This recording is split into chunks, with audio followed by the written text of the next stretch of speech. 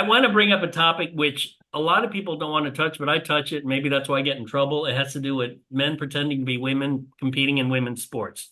Uh, they call them trans women, but they're men. They're men.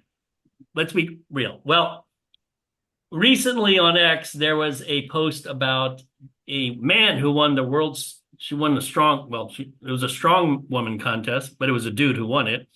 And the woman who got second place said, "This is bullshit. Can we go?" And it's on video. First, I want your thoughts on that in general, the topic of men competing in women's sports, and also the fact that they actually stripped the guy. They found out, oh, he's a dude. What's he doing in the contest for World's Strongest Woman? So they stripped him, and the woman who got second actually has first now. So the general idea of men saying they're women participating in women's sports.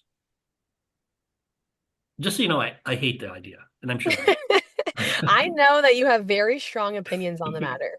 Um, and I would say that speaking in like scientific terms, right, like biology and biological sex, um, we stated at the beginning of this podcast, like women are not small men, right? There are differences and there are physiological differences. And one of my favorite papers that came out recently was a paper by Raffello.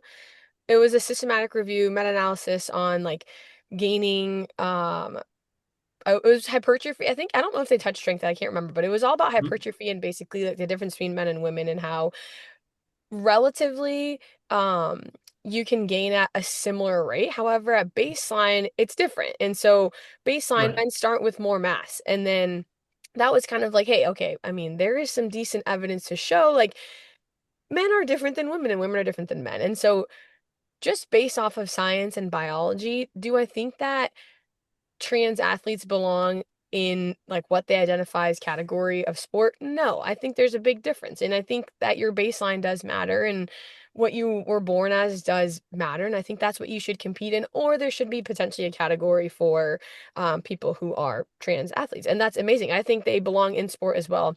I would never advocate for anybody to not belong in sport because sports changed my life and so many people I know's life. And it's an awesome way to exercise and promote movement and physical activity.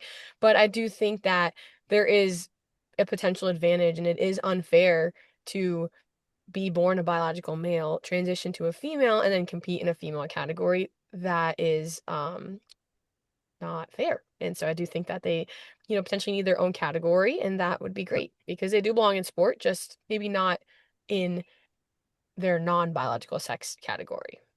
Technically, there is that category. There is an open category. It's called the male category. Jose, you know what I mean.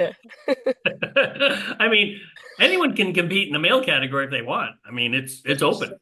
this is true. Well, I mean, yeah, but I don't I think that mean, you there's should be. been talk even in like powerlifting to have a I think it's like, a separate category, like if that is something that they want to compete in. But I mean, I agree, like there's baseline differences, and I think, there's been some argument to suggest that if they're on hormone therapy, that it's gonna even the playing field. And like how many people are actually doing that? Like that guy was not doing that.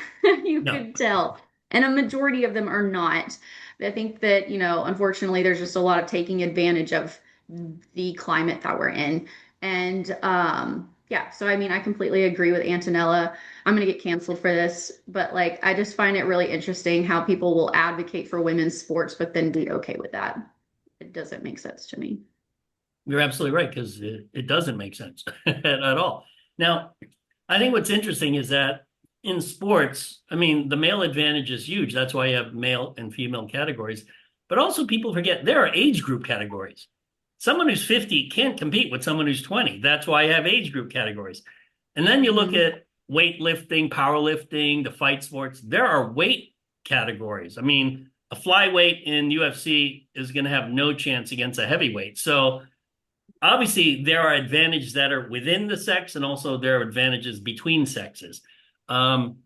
But it's not just the sex difference, it's the weight difference, it's the age difference. So all of those things are, we're trying to make sports competitive but fair. And, allowing men in women's categories just, I mean, it never made sense to me. But there is an open category, as I said, Antonella. It is the male category. Anyone could be in the male category. Now, I think in cycling, they tried creating a third category, and no one went to that third category. They're like, nope, we don't want a third category. That just further shows that they're just trying to take advantage of.